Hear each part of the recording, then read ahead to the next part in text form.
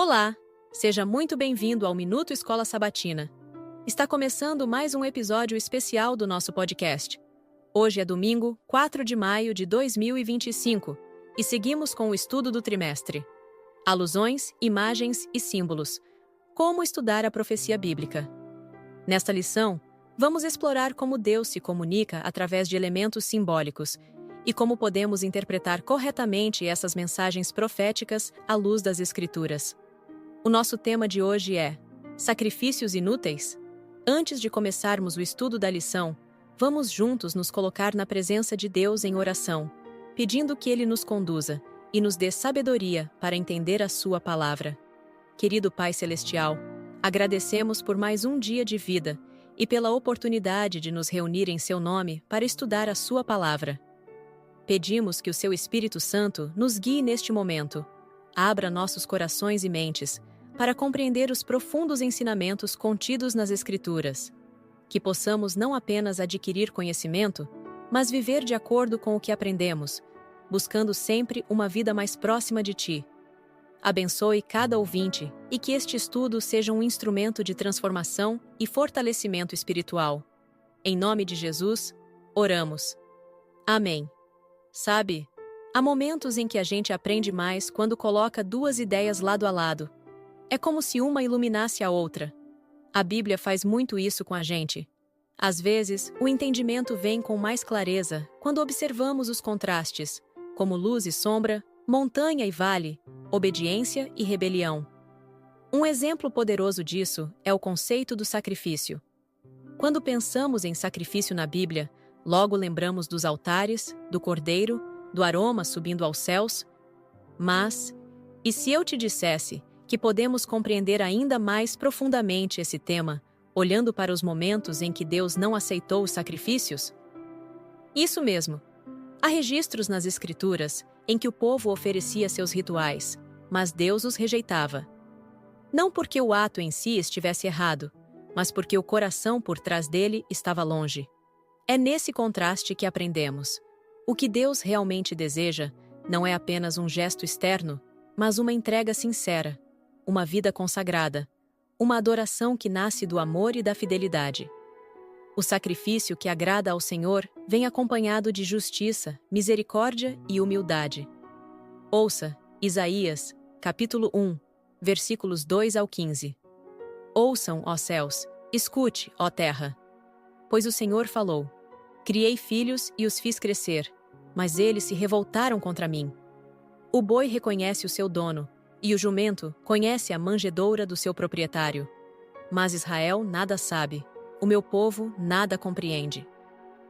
Ah, nação pecadora, povo carregado de iniquidade, raça de malfeitores, filhos dados à corrupção.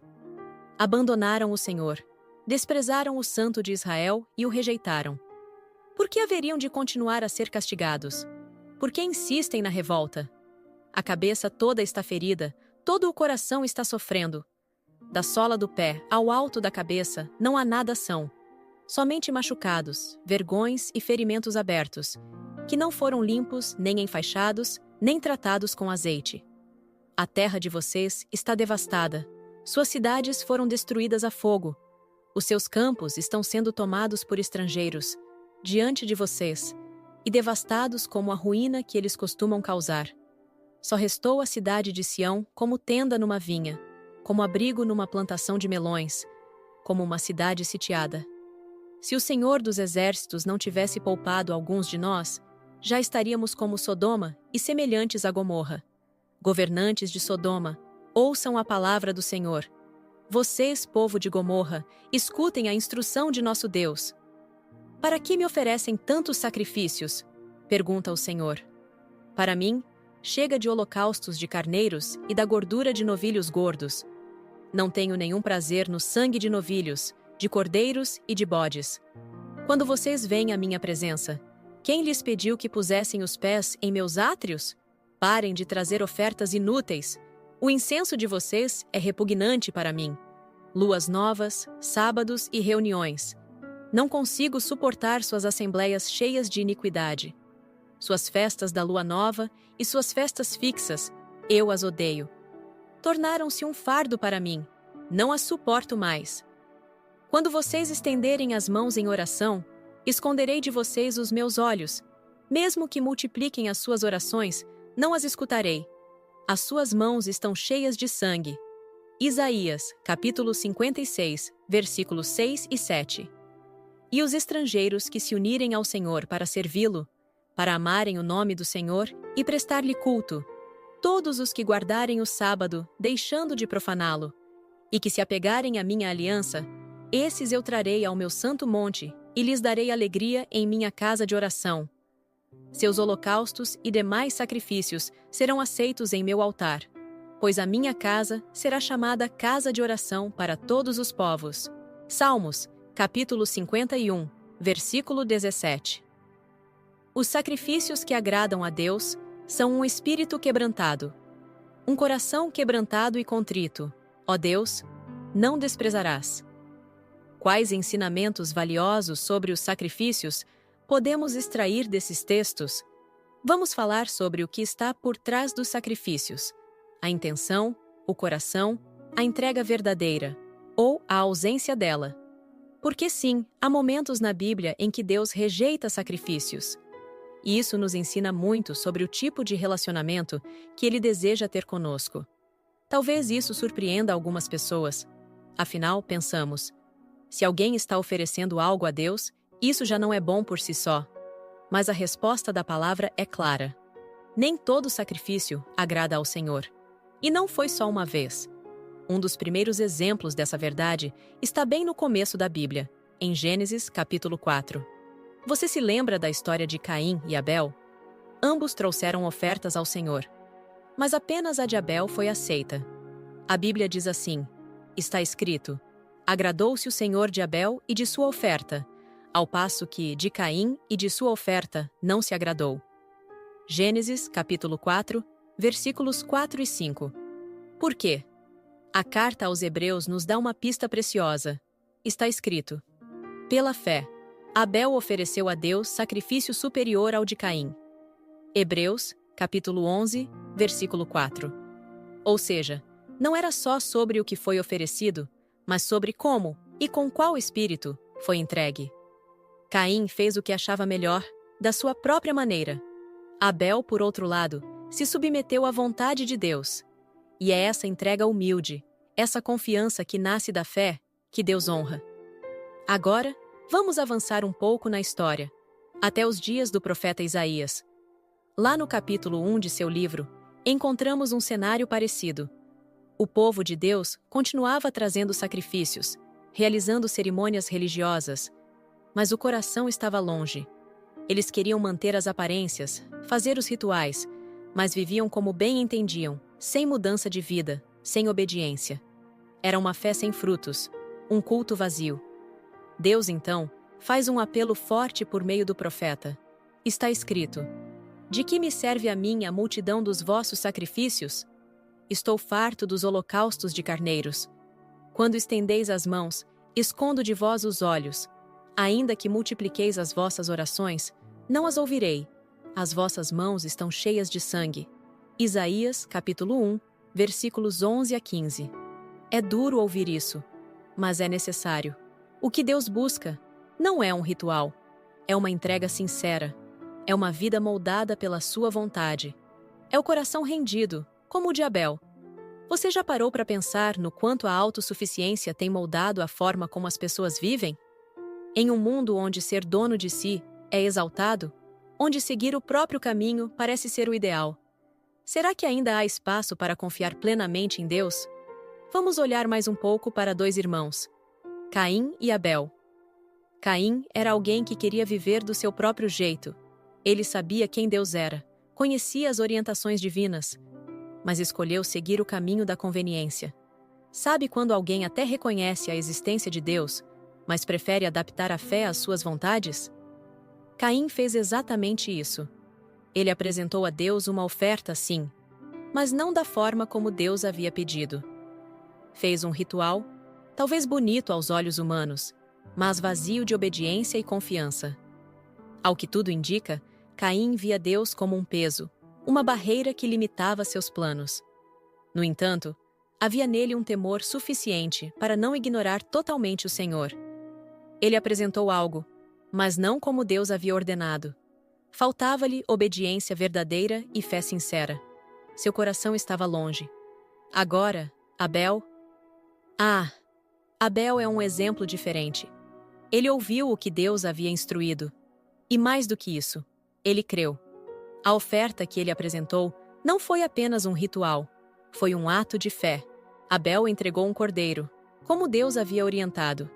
E aquele sacrifício apontava para algo muito maior. Ele confiava na promessa feita lá no Éden, em Gênesis 3, verso 15, quando o Senhor falou sobre um descendente que pisaria na cabeça da serpente. Abel cria que um Salvador viria. O cordeiro que Abel ofereceu era símbolo da salvação que seria consumada por Cristo no Calvário. Era fé em ação. Era esperança viva. Hoje vamos refletir sobre um trecho profundo do livro Patriarcas e Profetas, escrito por Ellen White. Nosso foco será a página 48. Ellen White escreveu: Abel entendeu os grandes princípios da redenção. Viu-se como um pecador, e viu que o pecado e sua pena de morte o separavam da comunhão com Deus. Levou a vítima morta, a vida sacrificada, reconhecendo assim as reivindicações da lei que fora transgredida. Por meio do sangue derramado, olhava para o futuro sacrifício, Cristo morrendo na cruz do Calvário. E, confiando na expiação que ali seria feita, tinha o testemunho de que era justo e que sua oferta seria aceita.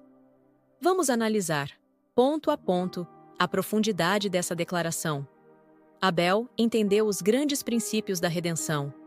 Aqui, Ellen White destaca que Abel, embora vivendo no início da história humana, já compreendia algo que muitos ainda hoje negligenciam. A salvação depende de um substituto inocente. Ele não ofereceu apenas um presente a Deus, ofereceu um sacrifício com entendimento espiritual. Viu-se como um pecador. A base da salvação é o reconhecimento de nossa condição. Abel entendeu sua culpa diante de Deus. Como diz Romanos, capítulo 3, versículo 23, porque todos pecaram e destituídos estão da glória de Deus. Levou a vítima morta, a vida sacrificada. O cordeiro que Abel levou simbolizava Jesus, o Cordeiro de Deus que tira o pecado do mundo, conforme João, capítulo 1, verso 29. Ao fazer isso, ele reconhecia a penalidade do pecado, a morte. Romanos 6 e 23 confirma, porque o salário do pecado é a morte. Reconhecendo assim as reivindicações da lei que fora transgredida. A lei de Deus não pode ser ignorada. Quando transgredida, exige justiça. O sacrifício substitutivo de um cordeiro apontava para a justiça sendo satisfeita em Cristo. Como está em Hebreus, capítulo 9, verso 22. Sem derramamento de sangue, não há remissão. Por meio do sangue derramado, olhava para o futuro sacrifício. Abel oferecia um sacrifício de fé. Ele cria no Redentor prometido em Gênesis, capítulo 3, verso 15. Aquele que viria para esmagar a cabeça da serpente. Cristo morrendo na cruz do Calvário. Mesmo antes da cruz, a salvação era baseada em Cristo. Abel olhava para a frente, nós hoje olhamos para trás.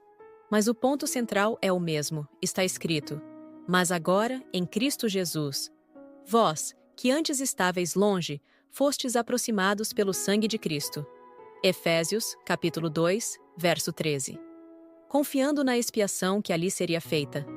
A fé de Abel o justificou.